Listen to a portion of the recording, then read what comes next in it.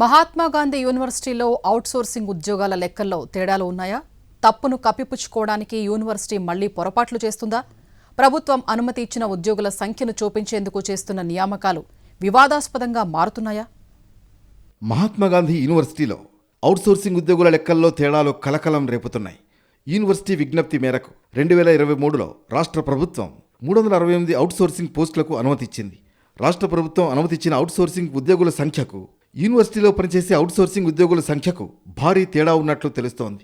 ప్రభుత్వం అనుమతిచ్చిన సంఖ్య కంటే ఎక్కువ మంది అవుట్సోర్సింగ్ ఉద్యోగులు యూనివర్సిటీలో వివిధ విభాగాల్లో పనిచేస్తున్నట్లు తెలుస్తోంది.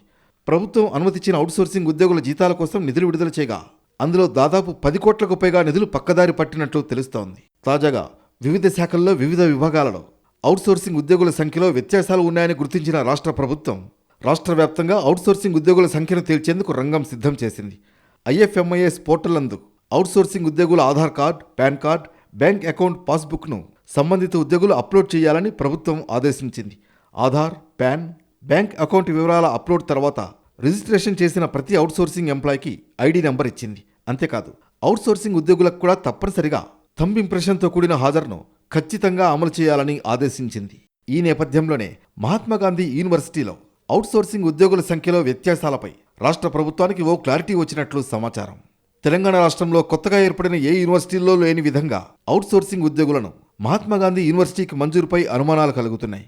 యూనివర్సిటీలో ఆర్ట్స్, సైన్స్, కామర్స్, ఇంజనీరింగ్ కళాశాలల్లో అవసరానికి అనుగుణంగా యూనివర్సిటీ అధికారులు ప్రభుత్వానికి చేసిన అభ్యర్థనకు సానుకూలంగా స్పందించి 368 అవుట్సోర్సింగ్, 47 పార్ట్ టైం, 73 మంది కాంట్రాక్ట్ ఉద్యోగుల పోస్టులను మంజూరు చేసింది.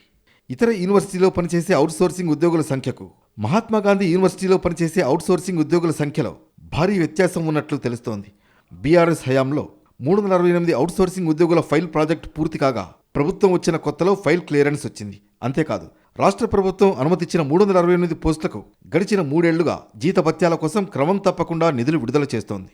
ఈ నేపథ్యంలో అవుట్సోర్సింగ్ ఉద్యోగులకు ఏజెన్సీల ద్వారా జీతాలిస్తుంది. కానీ క్షేత్రస్థాయిలో 100 మంది వరకు అవుట్సోర్సింగ్ ఉద్యోగుల సంఖ్యలో తేడా ఉన్నట్లు తెలుస్తోంది. ఈ 100 మంది ఉద్యోగులకు ప్రభుత్వం నెల నెలా విడుదల చేస్తున్న జీతాలు ఎటు వెళ్లాయి, ఎక్కడ ఖర్చు చేశారు, దేనికోసం ఖర్చు చేశారు, ఎలా ఖర్చు చేశారు అనే విషయాన్ని రాష్ట్ర ప్రభుత్వం కూడా ఆరా తీస్తున్నట్లు తెలుస్తోంది.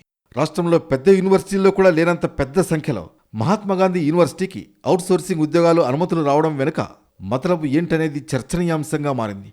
రాష్ట్ర ప్రభుత్వం అవుట్సోర్సింగ్ ఉద్యోగాల్లో అక్రమాలపై సీరియస్గా దృష్టి సారించడంతో గడిచిన 2-3 నెలల నుంచి 3 ఏళ్ల క్రితమే అనుమతి వచ్చి ఖాళీగా ఉన్న పోస్టులను యూనివర్సిటీ తాజాగా హడావుడిగా భర్తీ చేస్తోందనే విమర్శలు వినిపిస్తున్నాయి.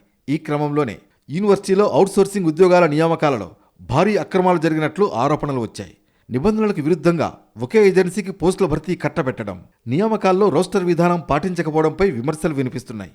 అవుట్సోర్సింగ్ ఉద్యోగాల భర్తీలో అక్రమాలపై ప్రభుత్వం సీరియస్గా దృష్టి సారించడంతో మహాత్మాగాంధీ యూనివర్సిటీలో అక్రమాల డొంక ఎలా కదులుతుందోనని, ఎవరి మెడకు చుట్టుకుంటుందోననే చర్చ జరుగుతోంది.